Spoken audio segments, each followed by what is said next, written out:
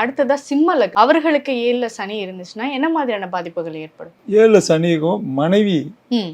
கண்டிப்பாக ஒரு பெரிய பதவிகள் இருக்கக்கூடிய மனைவியை வருவாங்க. ஓகே.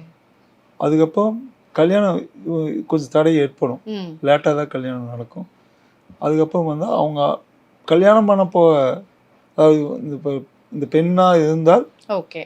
ஆணை கல்யாணம் பண்ண போவாங்கன்னா அவங்களோட மாமனே இருக்க மாட்டாங்க. ம். இதே ஒரு ஆணாக இருந்து பெண்ணை கல்யாணம் பண்ண போனால் அவங்களோட மாமனாக இருக்க மாட்டாங்க.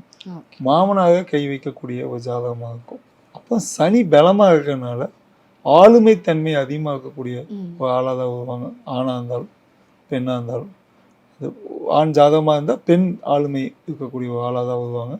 அவங்களுக்கு எல்லாம் தெரியக்கூடிய ஊருக்கே தெரியக்கூடிய ஆளாக வருவாங்க. ஓகே. அப்போ இவங்களோட மனநிலையெல்லாம் எப்படி இருக்கும்னா வீட்டை அவ்வளோ பெருசாக பார்த்துக்க மாட்டாங்க. ஓகே.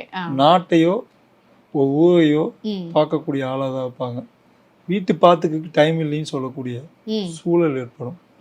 தந்தையார் வீட்டு யாராக இருந்தாலும் பெண்ணாக இருந்தாலும் ஆணாக இருந்தாலும் அவங்க தந்தையாரோட வீட்டு வழி ஒருவேளை மறந்து போனாங்க எதுவுமே பண்ணலை அப்படின்னா கண்டிப்பாக வாங்கணும். கடல் சார்ந்து இருக்கக்கூடிய சூரிய பகவானை போய் நின்று கும்பிடணும்.